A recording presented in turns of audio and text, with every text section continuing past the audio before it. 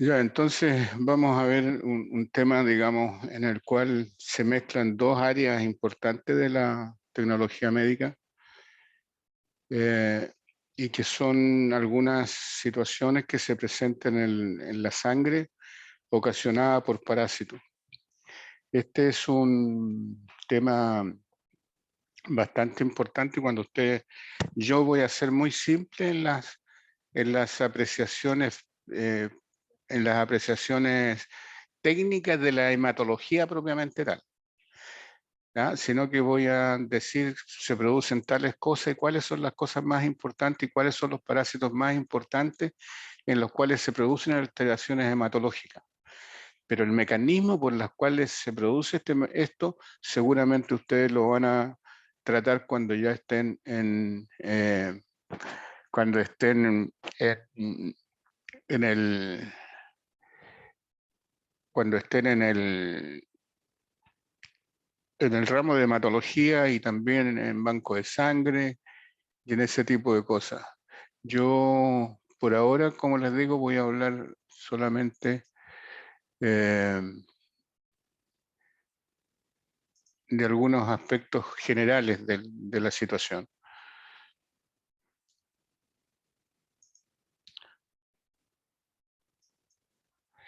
Ya, entonces vamos a partir.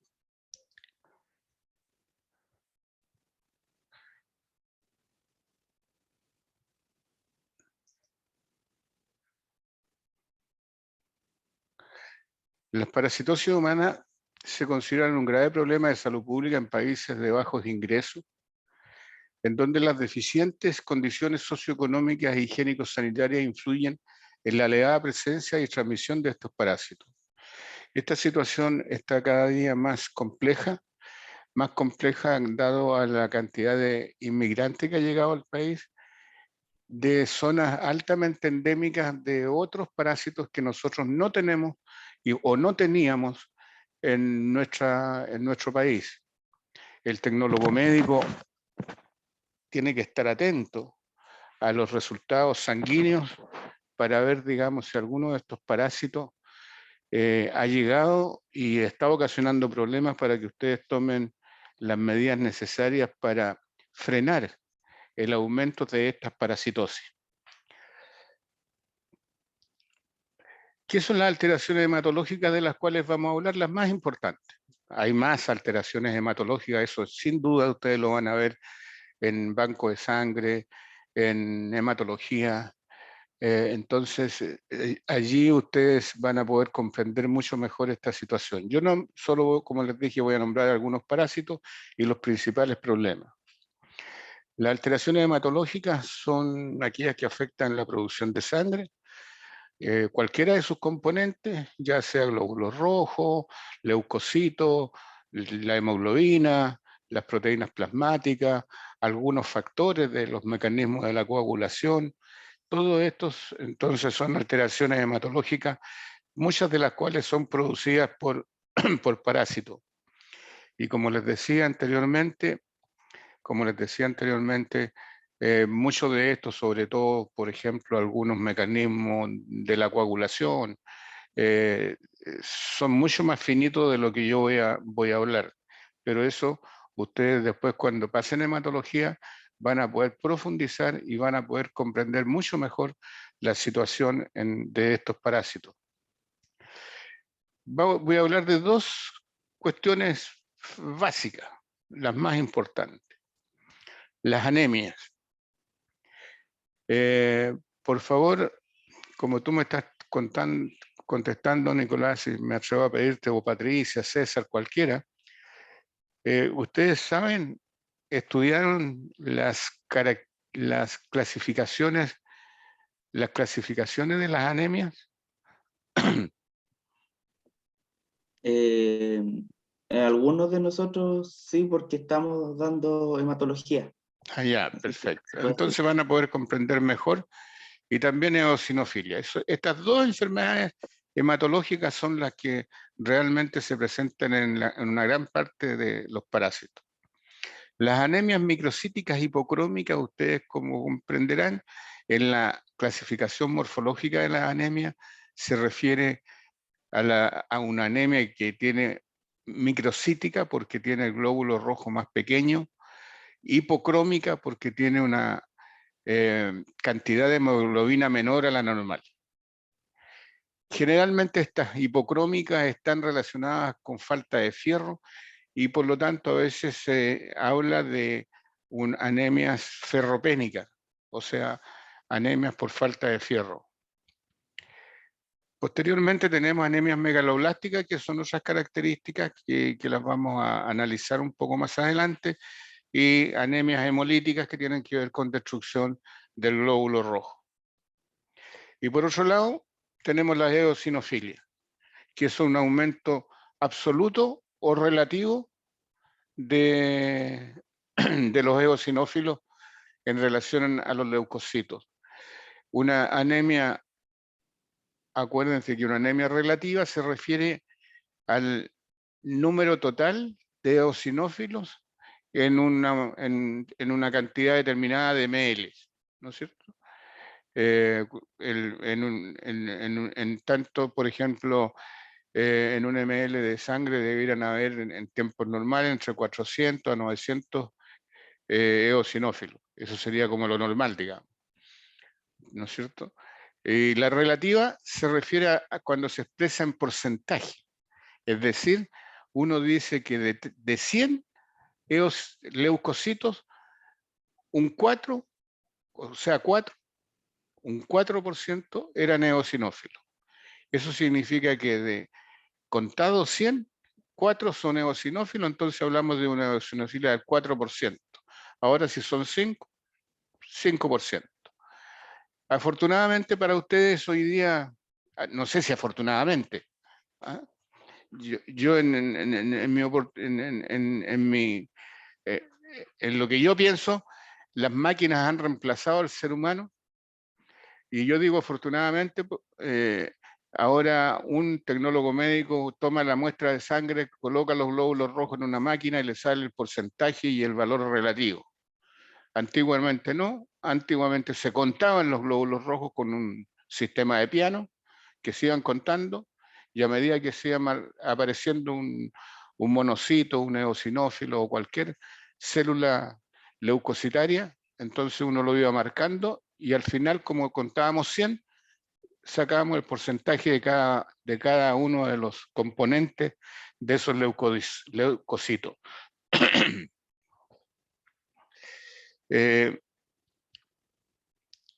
La anemia, ¿no es cierto? La anemia es una enfermedad caracterizada por una disminución en la cantidad, perdonen, aquí estoy tapando con mi cara, estoy tapando el texto, entonces lo voy a correr.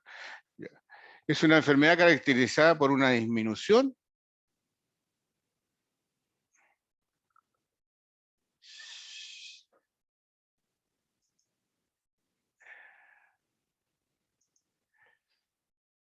en la cantidad de hemoglobina que contiene los eritrocitos.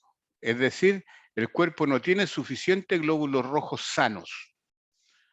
Se produce la anemia por una baja producción de glóbulos rojos. Un problema medular que hace que se produzcan menos glóbulos rojos, entonces se presenta una anemia. Por un aumento en la destrucción de los glóbulos rojos. Ustedes saben que los glóbulos rojos, ¿no es cierto?, tienen que destruirse para que nazcan otros nuevos, ¿no es cierto? Cuando esta destrucción es mayor al nacimiento, llamémoslo así, donde de los eritroblastos, entonces se produce una anemia. Anemia se produce también cuando hay un bajo consumo de hierro. Acuérdense que la anemia, ¿no es cierto? O sea, que la hemoglobina está formada por y fierro. O también una anemia se puede producir por un exceso de sangrado. Entonces aquí podemos decir que hay anemias agudas cuando hay exceso de sangrado, ¿no es cierto? Agudas. Crónicas cuando hay un sangrado, pero que la médula ósea está respondiendo a esa pérdida, entonces hay una anemia crónica, porque a pesar que se están perdiendo, las células están, o sea, la médula está respondiendo y está entregando glóbulos rojos nuevos, Y ahí entonces cuando se producen aquellas anemias microcíticas, porque estos glóbulos nuevos son más pequeños. Factores que inciden en la incidencia y severidad de las anemias. Inclemencias climáticas. Las anemias, se sabe, digamos, que cuando hay, cuando hace más frío, ¿no es cierto?, se produce una destrucción mayor de glóbulos rojos para tratar de compensar la falta de calor. Una mala absorción en el intestino delgado, especialmente donde se absorbe el hierro. Una dieta hipoproteica, afecciones hepáticas, en las cuales hay pérdida, es mayor la destrucción de glóbulos rojos que la producción por parte de la médula. Un deficiente aporte de hierro que está directamente relacionado a la mala absorción, está directamente relacionado a la mala absorción. Y como ya dije, las infecciones crónicas que tienen que ver con dietas hipoproteicas y una falta de producción de glóbulos rojos por parte de la médula. Y por supuesto el glóbulo rojo también está relacionado al aporte de vitamina B12 y del ácido fólico, que están estrechamente relacionados en la producción de esta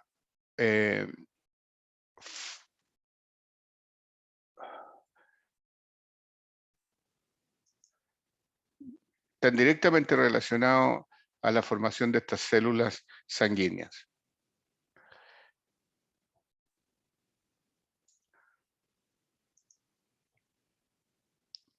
La gravedad de la anemia está dada en el caso de las parasitosis, por el número de parásitos. Nosotros conversamos en algún momento, ¿no es cierto?, de algunos parásitos y nombramos uno, el Trichiura, pero hay otros que los vamos a nombrar ahora, ¿no es cierto? Mientras mayor Trichiuria hay, mayor es la posibilidad de que se produzca una anemia, y la gravedad de la anemia va a ser mayor, porque hay una gran, consumo de glóbulos rojos. Según la cepa del parásito, hay algunos parásitos que son más, algunas cepas que son más virulentas, como dice más abajo, ¿no es cierto? Y por supuesto el tiempo de infección.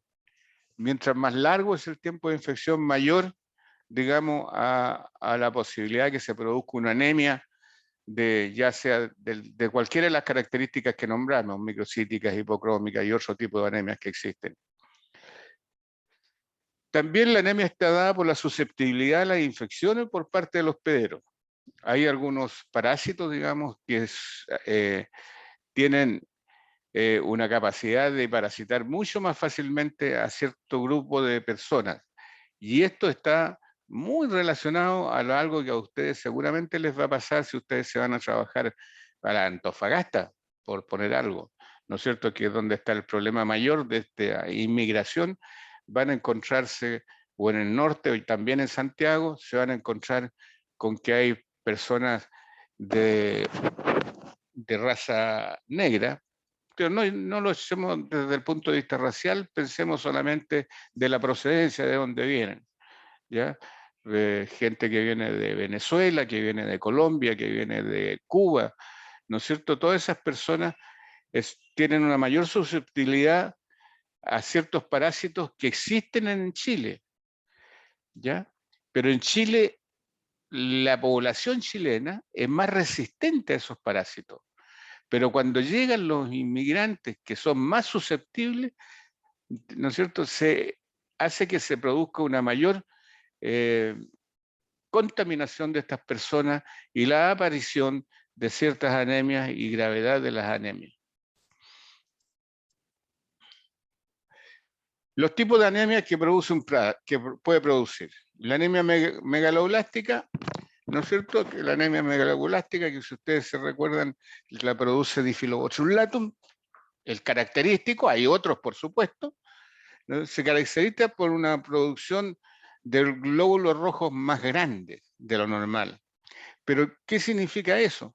Significa que no están los glóbulos lo suficientemente maduros. Acuérdense ustedes que los glóbulos rojos, cuando recién son megaloblastos, ¿no es cierto? O sea, eritroblastos, son nucleados, ¿no es cierto? Pero luego pierden el núcleo, empiezan a crecer, y esto todo se debe casi siempre a la deficiencia de vitamina B12 y también a la deficiencia de ácido fólico o la no presencia de ácido fólico junto a vitamina B12, que son los que hacen madurar el glóbulo rojo y lo transformen en el glóbulo rojo que ustedes conocen, que son ovalados, que tienen forma de disco, pero que son cóncavos por ambos lados. La anemia ferropénica se caracteriza por la insuficiencia de hierro en el grupo hemo de la hemoglobina, ¿no es cierto? Entonces, acuérdense que el fierro, la globina y el hemo son los que forman forman el glóbulo rojo. Entonces, cuando hay insuficiencia de hierro, se produce esta anemia ferropénica caracterizada fundamentalmente por una serie de fenómenos de tipo, ¿se acuerdan ustedes del fenómeno de pica, el deseo de comer cosas extrañas y otras alteraciones en las personas? Y allí es cuando uno encuentra en algunas poblaciones de migrantes personas que tienen hábitos alimentarios que uno piensa son sucios, pero es, digamos, la necesidad de comer ese tipo de alimento. Y donde mayor fuerza se ve, y ustedes lo ven con mucha frecuencia, es en los perros, ¿no es cierto? Muchas veces uno ve como los perros comen pasto, como comen tierra, comen caca de otros animales, ¿no es cierto? Uno dice, oye, qué perro más cochino, la verdad que tiene algunas deficiencias y muchas veces de hierro, pero pueden ser de otras que también traen el fenómeno de pica, como magnesio y otras. Entonces, los perros, en general los perros me refiero, ya tienen la tendencia a recuperar ellos mismos, remediar el problema de falta de algunos componentes, digamos, de los grupos que componen la hemoglobina. Microcítica hipocrómica. Esto se caracteriza por la baja biodisponibilidad de hierro y bajo efecto de síntesis de la globina. Es microcítica, como lo dijimos hace un rato atrás, ¿no es cierto? Son microcíticas porque el glóbulo rojo es más pequeño, ¿no es cierto? Le falta, es más pequeño. Y es hipocrómica porque tiene poca hemoglobina. Entonces no crece lo suficiente. Y aquí hay un problema fundamental, y que ustedes lo van a estudiar, acuérdense ustedes que tiene que ver un poquito también con la participación del ADN en la formación del glóbulo rojo. La anemia hemolítica es cuando la sangre, cuando los parásitos destruyen los glóbulos rojos antes de que se destruyan solos. Ustedes saben que el catastro de los glóbulos rojos en el vaso tiene que ser eh, lo suficientemente equilibrado para que a medida que se van destruyendo se vayan formando la misma cantidad que se destruye. Entonces, cuando los glóbulos rojos en la sangre se destruyen antes de lo normal, o el catastro, el catastro de glóbulos rojos en el vaso es mayor al normal, se producen estas típicas anemias hemolíticas. Los mecanismos por los cuales los parásitos producen anemia. ¿Cómo el parásito produce anemia? Por una alteración nutricional crónica, anorexia, por falta de alimento, por mala absorción, por exceso de vómitos, por diarreas, que pueden ser incluso más complicadas cuando son diarreas hemorrágicas, y cuando hay daño hepático, porque el glóbulo rojo, digamos, se va a ir perdiendo junto con la bilis. Cuando hay hemorragia, pérdida de glóbulo rojo y deficiencia de hierro, eso está claro, ¿no es cierto? Y la anemia también se produce por una falla de la función medular, es decir, lo que dijimos al principio, ¿no es cierto? El glóbulo rojo se produce en la médula, y si hay una falla en la producción, porque hay un mal funcionamiento de la médula, se va a producir una anemia. Entonces, estos son los mecanismos más importantes. Veamos algunos parásitos y anemia, ¿no es cierto? Aquí hay unos monitos, digamos, que grafican esto. Este es un Hemenolepis nana. Bueno, ahí tienen un Anopheles, ¿no es cierto? Este es un parásito que está puesto aquí, que pareciera ser una yodoamoeba, pero es verdaderamente lo que quiso representar el autor, parece ser una anemia histolítica, ¿no es cierto? Porque presenta glóbulos rojos en su interior. Y este es un típico Diphyllobothrum latum, que produce la anemia megaloblástica. Veamos algunos tipos de parásitos que producen y las anemias que estos producen. En primer lugar, tenemos Trypanosoma cruzi, la enfermedad de Chagas. Yo espero que ustedes alcanzaron a pasar enfermedad de Chagas en parasitología general. ¿Respuesta de Lo alguien? vimos como ¿Lo muy pasaron? así, muy encima. Ya. Bueno, pero la enfermedad de Chagas es el parásito, el tripomastigoto, que es la forma evolutiva de la enfermedad de Chagas que está en la sangre, es un parásito grande, ¿no es cierto? Y como es tan grande, es capaz de romper los glóbulos rojos por roce, ¿no es cierto? Está en la sangre, al chocar estos parásitos grandes contra el glóbulo rojo lo van rompiendo, ¿no es cierto? Y hay una acción traumática sobre el glóbulo rojo y se produce una anemia hemolítica porque se destruye el glóbulo rojo. Pero también puede ser producido por toxoplasma. Parece que también lo pasaron por encimita. Toxoplasma tiene una forma evolutiva que se llaman taquizoitos. Los taquizoitos son aquellas formas evolutivas que están en la sangre, que circulan en la sangre, y estos taquizoitos también son de un tamaño relativamente grande en relación al glóbulo rojo, y también por roce y por trauma, digamos, van a destruir el glóbulo rojo y se va a producir entonces una anemia hemolítica, o sea, destrucción del glóbulo rojo, ¿no es cierto? Y salida se lisan los glóbulos rojos. Fasciola hepática, lo más probable es que ustedes lo hubieran pasado. Lo que pasa es fasciola hepática, en parte de su ciclo, pasa por la fase hepática, propiamente tal. Allí rompe los hepatocitos, por una parte, y esos son, al romper los hepatocitos se producen hemorragias, ¿no es cierto? Pero además el parásito en esa parte de su vida, cuando está pasando antes que se instale en el conducto biliar, antes que se instale como adulto, mientras va migrando, se va alimentando de hepatocitos, va destruyendo hepatocitos y más encima va alimentándose de sangre. Y por lo tanto vamos a tener anemias hemolíticas por destrucción de glóbulos rojos en este caso. Y la anemia hemolítica más característica es la malaria. La malaria, ¿vieron malaria? A mí me interesa No, que me digan si no la vieron, porque si no la vieron vamos a tener que verla nosotros. no, ¿No la vieron malaria? no vimos. No. Entonces, en una de estas otras clases sucesivas vamos a pasar malaria, porque es una parasitosis muy importante, especialmente ahora, y yo reinsisto en esto de las migraciones, ¿ya? Nosotros no tenemos el agente vector que son zancudos anófeles en nuestro país, pero por eso no tenemos malaria en Chile, pero nos está llegando mucha gente con malaria de otros países, porque allá sí que existe el vector y existe el parásito. ¿Qué es lo que pasa? Que acá es necesario que ustedes conozcan esta situación, porque es importante no hacer transfusiones de este tipo de personas. Y lo más probable, digamos, de que hoy día con el avance de la tecnología, eh, en cuando se le hace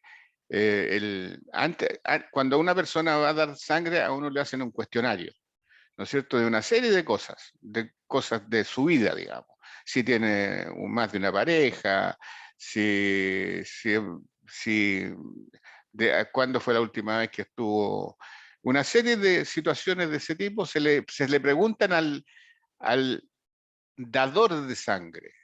Entonces, si esta persona viene de una zona de Venezuela, donde la prevalencia es altísima, tienen que hacerle un estudio antigénico de si tiene, perdón, bueno, antigénico, pero lo que busca uno son los anticuerpos, si tiene anticuerpos maláricos, porque si tiene anticuerpos maláricos, ese no sirve como dador y no puede dar sangre acá. Entonces, ese tipo de situaciones de la malaria es fundamental. Es decir, el tecnólogo médico en el país entero debe conocer al menos las imágenes de la malaria. Nosotros, cuando tengamos prácticos, cuando tengamos estos hemoparásitos, vamos a ver, tenemos algunas placas, digamos, con frotis, con glóbulos rojos maláricos, en donde ustedes van a poder apreciar qué es lo que se encuentra en eso. Entonces, el glóbulo rojo, la malaria lo destruye. Es decir, la malaria es un parásito que ingresa al glóbulo rojo y una de sus acciones patógenas más importantes es destruir el glóbulo rojo. ¿Ya? La malaria tiene unos accesos febriles que pueden destruir millones de glóbulos rojos por milímetro cúbico de sangre en poco tiempo. Y eso es lo que produce la muerte de los pacientes maláricos. ¿Ya? Afortunadamente existen hoy día buenos medicamentos, entonces una persona con malaria puede ser tratada y puede ser mejorada. Pero acuérdense, tecnólogos médicos, ustedes personas importantes, ya a punto de recibirse casi, ¿no es cierto? Tienen que conocer la malaria. Otro tipo de anemia es la megaloblástica. ¿Qué es lo que significa? Es la capacidad de sustraer, y esto ya lo hemos conversado, lo conversamos el otro día en los prácticos presenciales, ¿no es cierto?, en cual el parásito tiene la capacidad de sustraer la vitamina B12. Le gusta la vitamina B12, como Profe, decimos perdón, nosotros. una Entonces consulta. produce una anemia, una leucopenia, una trombocitopenia. Estos son los nombres que les digo que yo no se los voy a entrar a explicar porque me llevaría mucho tiempo. Pero ustedes lo van a aprender en hematología. Influye la localización del parásito en la parte alta del intestino antes de llegar al ilion. Es decir, el parásito es un parásito del intestino delgado. Mientras más adelante, perdón, mientras más arriba, mientras más alta sea la implantación en el duodeno, mayor es la capacidad de absorción de la vitamina D12. ¿Por qué? Porque allí también es donde se absorbe por el ser humano. El ser humano absorbe la vitamina B12 a nivel del duodeno, también en el yeyuno y el ilio, digamos que es todo el intestino delgado. Pero la mayor parte de absorción de vitamina B12 es en la primera porción. Y si tenemos el parásito ubicado en la primera porción, entonces va a haber una fuerte competencia por vitamina B12. Y si se la lleva, y si la competencia la gana el Diphyllobothrium, se va a producir entonces una anemia megaloblástica. Si se prolonga, el, el parásito vive mucho tiempo dentro del organismo, y acuérdense ustedes que puede medir hasta 30 metros y puede vivir mucho tiempo dentro del organismo. Y si está mucho tiempo y hay mucha sustracción de vitamina 12, hay anemia, hay leucopenia, trombocitopenia, entonces hay un compromiso severo del sistema nervioso central. Y allí hay cuadros epileptiformes, como forma gran mal epiléptico, digamos, y las personas pueden incluso llegar a morir por la presencia del parásito, producida por una anemia megaloblástica, por falta de vitamina B12 fundamentalmente, y cuando se junta con el ácido fólico para producir, para que no se produzca este problema. Anemia ferropénica. Trichuris lo puse yo por dos cosas. Primero, porque es un parásito que chupa, que feo el nombre, ¿eh? pero es así, ¿no es cierto? Succiona más elegantemente sangre. se alimenta de sangre. El Atías dice por allí, pero para mí que ese es un carril del profesor Atías y de otros autores, una cierta cantidad de tantos centímetros por tanto tiempo. Yo no estoy muy convencido de eso, pero, pero pudiera ser, digamos, que la cantidad de sangre es la que produce el problema de anemia ferropénica. Pero yo creo que más que eso, digamos, la anemia ferropénica se ve porque el parásito cuando se fija al intestino grueso, acuérdense ustedes que se fija profundamente en la glándula de Lieberkühn, que tiene un pelito, ¿no es cierto? Un pelito que se fija, ¿no es cierto? Hay hemorragias aledañas alrededor porque el parásito regurgita o regurgita sustancias anticoagulantes. Y la función de la sustancia anticoagulante es que quede sangre porque él se alimenta de sangre. Entonces eso, la sumatoria de estos dos elementos es la que produce el problema de anemias ferropénicas. Hay otros parásitos que son hematófagos, y estos sí que son bastante complicados y no lo tenemos nosotros en nuestro país. Hasta por ahí el año 50 y tanto existía cerca de las minas las minas de carbón, en la zona de Lota, Coronel y esas partes, existía este parásito. Pero por ahí el año 52 ese parásito se eliminó. Lo primero es que aparecen glóbulos rojos nucleados con puntos basófilos. ¿Qué significaba eso? Que teníamos un glóbulo rojo nuevo, ¿no es cierto? Porque todavía estaban nucleados. Es decir, acuérdense ustedes, o sea, es una anemia microcítica, ¿no es cierto? Porque el glóbulo está nucleado, es más pequeño. Hay pérdida de sangre debido a que el parásito este sí que se sabe que succiona sangre, pero además tiene otra cualidad este parásito. Tiene una tremenda cápsula bucal, una tremenda cápsula bucal. Entonces lo que hace el parásito es implantarse en la mucosa, chupar sangre hasta que, chupar de nuevo, succionar, pero ustedes me entenderán, ¿no es cierto? Chupan sangre hasta que se cansan y una vez que se cansan, se sueltan y se cambian de lugar. Es como cuando se dice que está pastoreando un animal, se le termina el pasto y se cambia de lugar para encontrar pasto nuevo. ¿No es cierto? Esto lo hace el parásito en el intestino delgado. Este es un parásito de intestino delgado. También está relacionado con la carga parasitaria, ¿no es cierto? Y también, digamos, el tecnólogo médico puede medir la gravedad del cuadro mediante un examen complementario en el cual se mide el número de huevos por heces, ¿ya? Normalmente en estos países donde se presenta el parásito, siempre se hace un recuento de huevos. Fíjense ustedes lo que hace el parásito. El parásito está en el intestino delgado, se ve el puntito del cursor, ¿no es cierto? ¿Nico? Sí, profe, sí se ve. Se ve ya. Entonces, está en el intestino delgado, coloca huevos, estos huevos van a caer al suelo con las heces y eclosionan, es decir, salen del huevo. Estos empiezan a forzar varios blastómeros, hasta que se forma una larva. Y sale una larva que cuando ustedes lean esto más cerca van a ver una larva rhabditiforme.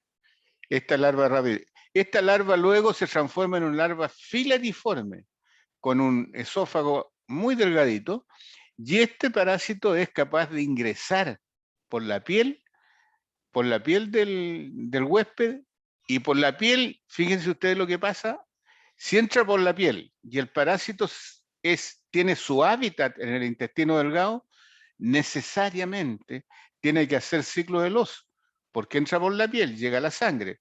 Por la sangre, fíjense ustedes lo que aparece aquí con el puntito rojo, ¿no es cierto? Por la sangre va al corazón, del corazón al pulmón, del pulmón al corazón, es expectorado, es o sea, es reingerido y se va a instalar en el intestino delgado. O sea, en este parasitismo, además de presentarse los cuadros sanguíneos característicos de hemorragias microcíticas hipocrómicas, además se presentan cuadros respiratorios con síndrome de Leffler, ya que el parásito presenta un ciclo de Loss.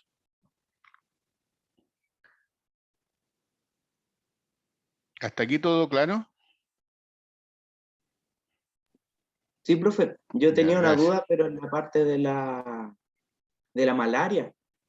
A ver, dime la malaria, ¿cuál es tu duda? ¿Qué sucede? Es posible que suceda si una persona se transfunde sangre malárica? ¿O es posible que se contagie y tenga la patología en sí? Sí, sí, porque la malaria es un coccidio. ¿Te acuerdas de los coccidios? ¿Sí? Entonces lo que se pasa de un huésped a otro en la transfusión son como meros zoitos.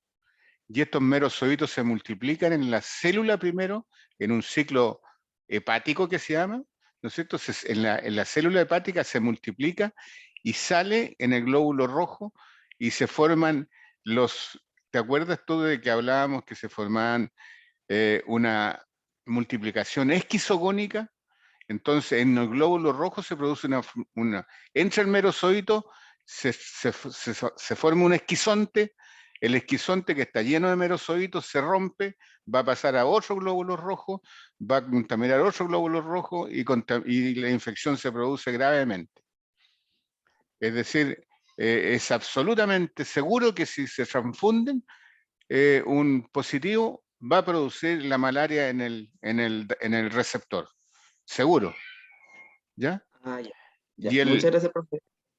no, y el estado infectante en la malaria es también un esporozoito, pero el esporozoito está en el aparato bucal del anófeles, del mosquito. ¿Me entiendes? En el mosquito se produce una parte, mejor lo vamos a entender cuando veamos la malaria. Allí vamos Ya, a comprenderlo mejor porque la malaria sí la vamos a conversar en unos días más, digamos, en unas semanas más. ya. Muchas gracias, profe. Me aclaró esa duda. Ya. Eosinofilia. ¿Qué es lo que es la eosinofilia? Es un aumento del recuento de glóbulos rojos. Absoluto cuando es del total de glóbulos rojos y que no es entre 400 hasta 900 como máximo, la absoluta. Otros libros dicen 500, otros libros dicen 600 y las relativas se refieren en porcentaje.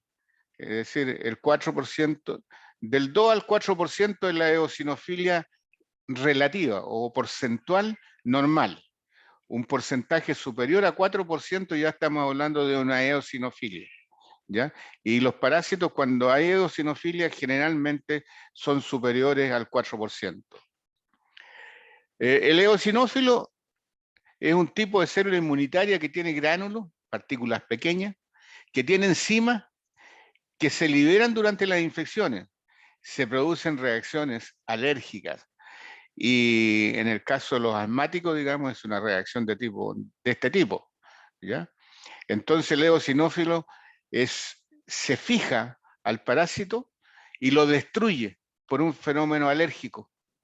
Entonces el eosinófilo, en el fondo, es un defensor, ¿ya? Mientras más alta es la eosinofilia, significa que está perdiendo la pelea, está ganando el parásito, ¿ya? Porque hay más eosinófilos y el parásito está perdiendo, ¿no es cierto? El parásito está perdiendo, ¿no es cierto? Porque hay mucho eosinófilo. Entonces, y bueno, y ustedes van a conocer y seguramente lo que ya están haciendo hematología, ya están conociendo lo que es un eosinófilo, lo que es un basófilo. Entonces lo que hay es un aumento de eosinófilo en la sangre cuando hay algunos parásitos presentes. Los valores normales versus grados de eosinofilia. Los valores normales de eosinófilo en la sangre son valor absoluto de 40 a 500 células por microlitro de sangre, ¿ya?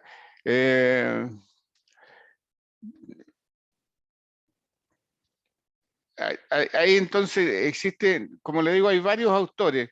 Yo dije 500, 900, bueno, que hay algunos autores que aquí se pueden ver que los valores de corte, como normales, cuando los valores están sobre 1000, hablamos de 3 grados de eosinofilia. Eosinofilia entre 450 y 990 eosinófilos por micro, eso es leve. Eso es lo que yo les decía. Hasta 900 ya uno podría considerarla como no normal, pero ya un poco alta. Sobre 900, más de 1000 ya tenemos una eosinofilia relativamente alta y una eosinofilia intensa es sobre los 3000 por microlitro de sangre.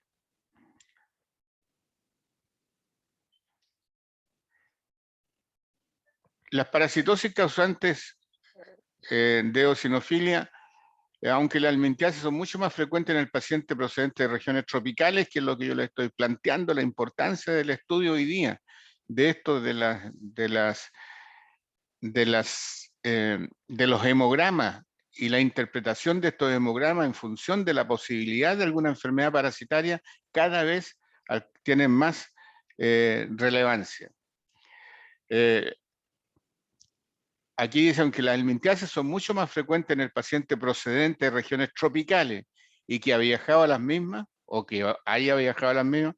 No debe olvidarse que existen algunas parasitosis autóctonas, o sea, nuestras. Anisakis. ¿Ustedes pasaban anisakiasis?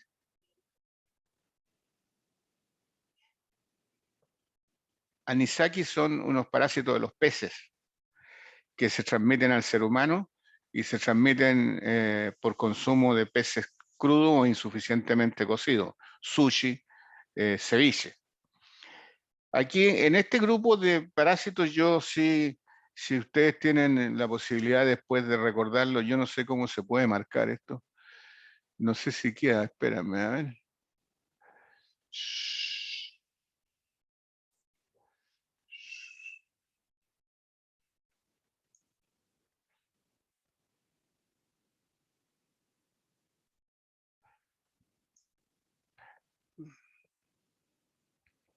No, no funcionó lo que yo quería hacer.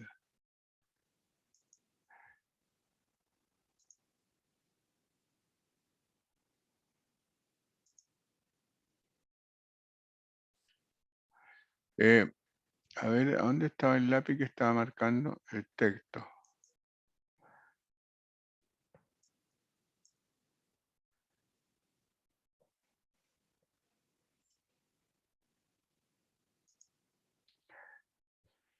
No, me ganó la tecnología, chicos. Pero equinococo granuloso no produce una eosinofilia importante. Equinococo granuloso es la hidiatidosis, no produce eosinofilia importante. Y el último de abajo, Escherichia strongylos, tampoco produce eosinofilia. Las tenias tampoco producen eosinofilia. Esta es una tabla que yo saqué de la TIAS, y para completar el estudio de lo que yo estoy conversando, ustedes debieran leer en el ATIAS 2 capítulos. Uno que habla de parasitosis y eosinofilia y otra que dice anemia y parasitosis. Son 2 capítulos que ustedes debieran leer para tener más clara esto, lo que yo les estoy conversando.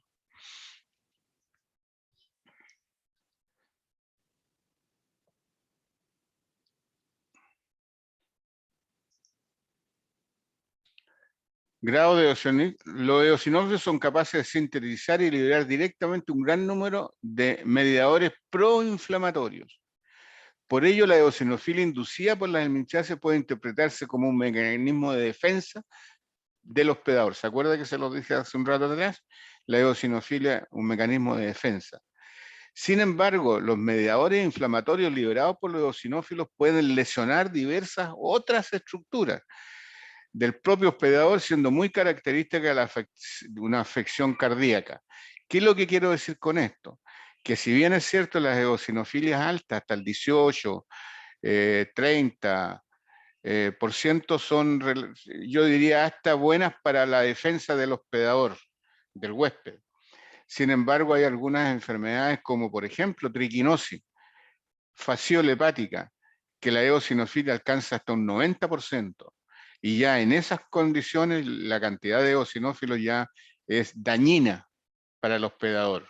Siendo en la primera etapa hasta el 18, 20, 30, defiende al huésped contra el parásito, ya sobre esos porcentajes ya empieza a ocasionar otros problemas.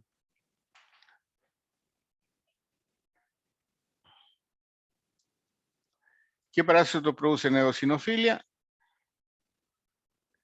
Trichuris, triquinosis, ascaris en el caso de el paso por el pulmón. En forma excepcional, quiero que esto lo tomen en cuenta, citoisospora, la citoisospora belli, Diantomea fragili, también produce eosinofila, sarcocistis, este es sarcocistis, el primero sarcocistis, Diantomea fragile, aquí no dice sarcocistis. Voy a tener que aprender a escribir. A ver, si yo pusiera... en esto...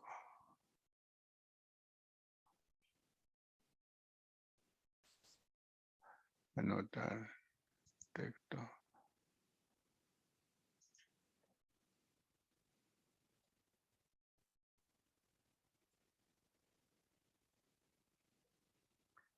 No, aquí me equivoqué.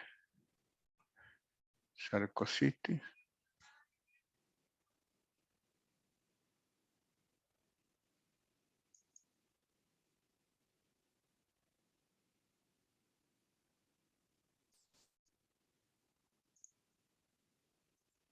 Yo espero que se quede pegado allí. Aprendí algo nuevo, chico. ¿Eh? Acabo de aprender algo nuevo.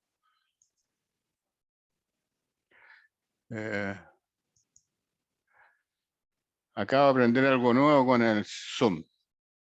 Colocar el nombre y que no se borre. Espero que no se borre cuando lo cambiemos y cuando se abren y ustedes lo puedan estudiar. Bueno, todos estos parásitos pueden producir eosinofilia. Acuérdense ustedes que eosinofilia, estos son Dientomea fragili y Diblastocystis, una eosinofilia relativamente baja. Y Citoisospora es el único protozoo intestinal que produce eosinofilia.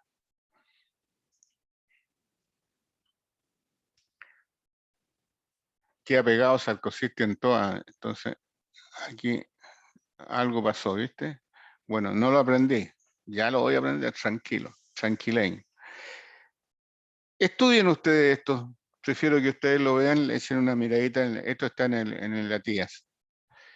Y yo con estos chicos, yo dejaría de...